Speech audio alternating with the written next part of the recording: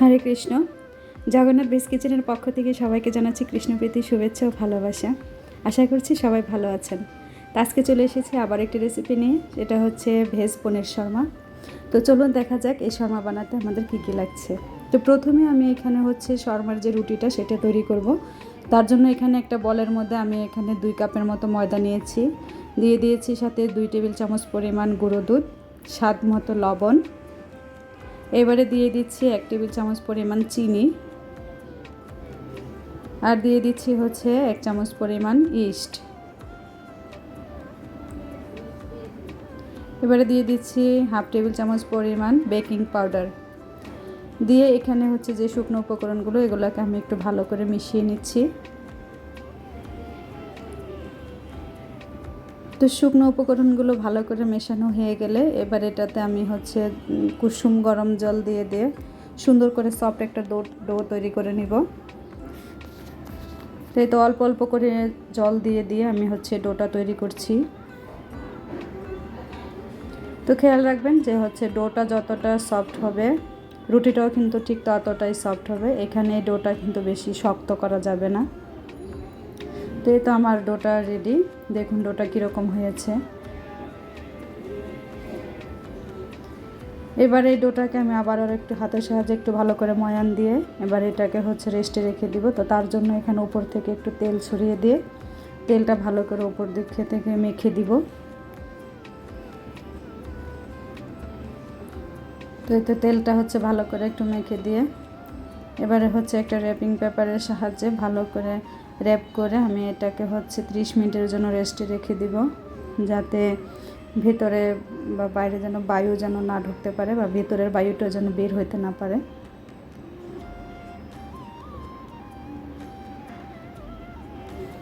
তো আমার ডোটা হচ্ছে রেস্টে রেখে দিচ্ছি 30 মিনিটের জন্য। তো এটা হচ্ছে রেস্টে রেখে এবার আমি চলে যাব আমার পরবর্তী প্রসেসিংয়ে।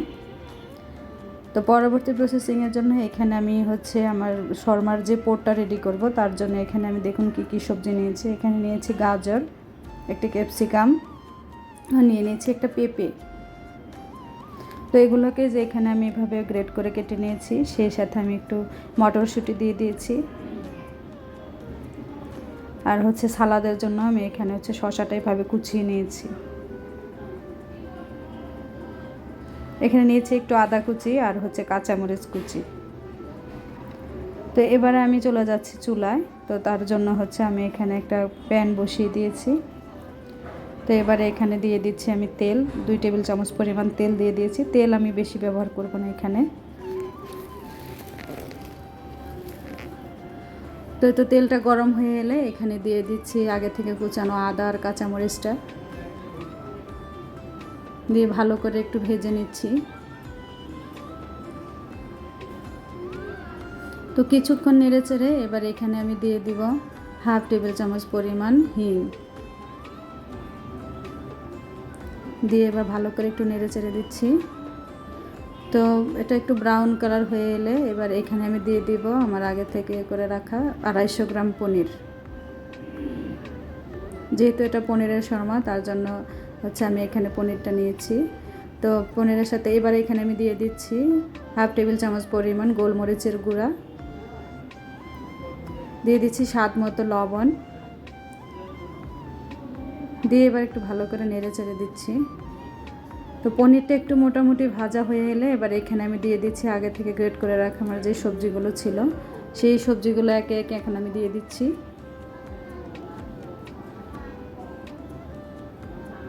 তো সবজিগুলো দেওয়া হয়ে গেলে এবার এটাকে হচ্ছে আমি একটু ভালো করে পনিরের সাথে এখন মিশিয়ে নিচ্ছি।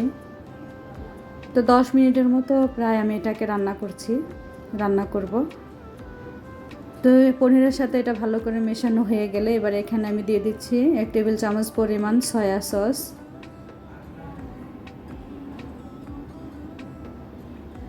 এবারে দিয়ে দিচ্ছি 1 টুকরো পাতিলেবুর রস, আর দিয়ে দিচ্ছি 1 টেবিল চামচ পরিমাণ অরিগানো, এবং দিয়ে দিচ্ছি সেই সাথে হচ্ছে 1 টেবিল চামচ পরিমাণ সাম্বার মশলা দিয়ে এবার এটাকে হচ্ছে ভালো করে মিশিয়ে নিচ্ছি।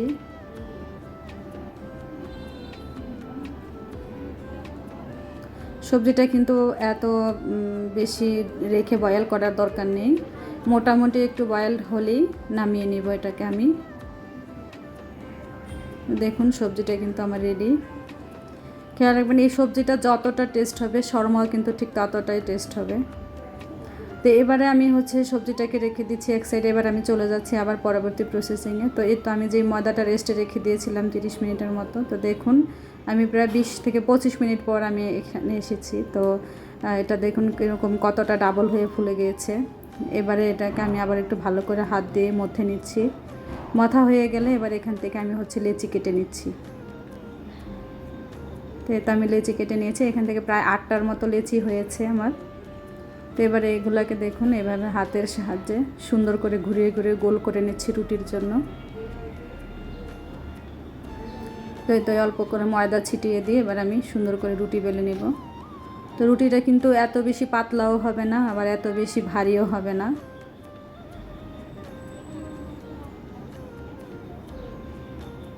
তো দেখুন আমার রুটি কিন্তু বেলা হয়ে গিয়েছে। দেখুন রুটিটা আমি কীরকম করেছি পাতলা। তো এবার রুটি বেলা হয়ে গেলে এবার এখানে আমি হচ্ছে চুলায় চলে যাচ্ছি। তো তাওয়া ভালো করে গরম করে নিয়ে এবার হচ্ছে আমি রুটিটা একটু সময় নিয়ে আস্তে আস্তে করে ভেজে নিব। এপিটিপট করে ভালো করে ভেজে নিচ্ছি রুটিটা। একটু ধৈর্য সহকারে ভাজবেন, দেখবেন আস্তে আস্তে রুটিটা খুব সুন্দর হয়ে ফুলে উঠছে। তো এই তো দেখুন রুটিটা আমার সুন্দর হয়ে ফুলে উঠছে।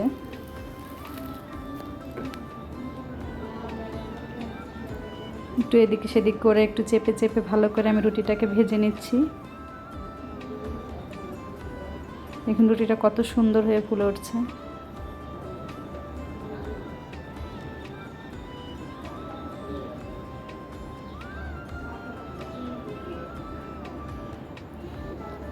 তো হচ্ছে আমার রুটিটা ভাজা প্রায় শেষ।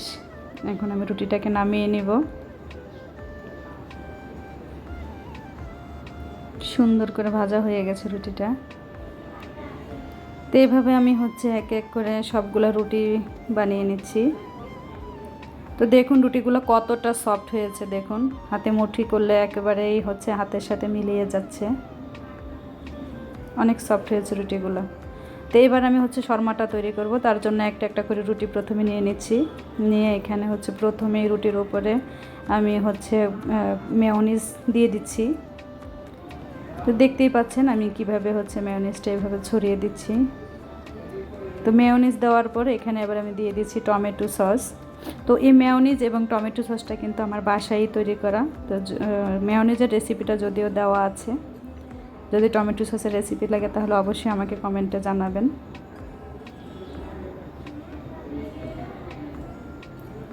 তো এই তো টমেটো সসটা এবার আমি উপর থেকে ভালো করে ছড়িয়ে দিচ্ছি।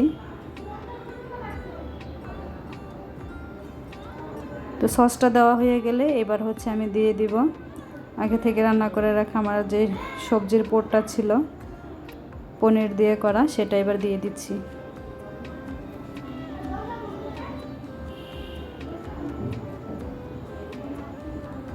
তো এতে পোরটা দিয়ে এবার ভালো করে এটা আমি ছড়িয়ে দিচ্ছি।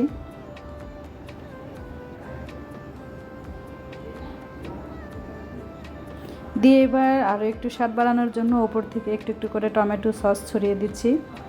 দেওয়া হলে এবার এখানে আমি দিয়ে দিচ্ছি শসা কুচি।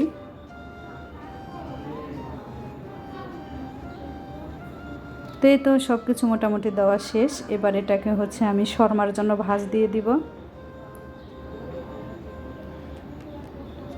এটা রেডি হচ্ছে শর্মা।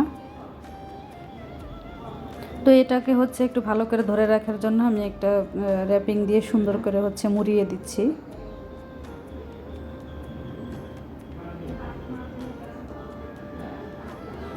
তো এই তো শর্মা রেডি। তো ভিডিওটা যদি আপনাদের ভালো লেগে থাকে, রেসিপিটা যদি আপনাদের কাছে ভালো লাগে তাহলে অবশ্যই কমেন্ট করবেন, ভিডিওটা শেয়ার করে দিবেন, আর জগন্নাথ ভিজ কিচেনের সাথেই থাকবেন। তো বাসায় অবশ্যই আপনারা ট্রাই করবেন, ট্রাই করে আমাকে জানাবেন কেমন হয়েছে। সবাই ভালো থাকবেন। হরে কৃষ্ণ।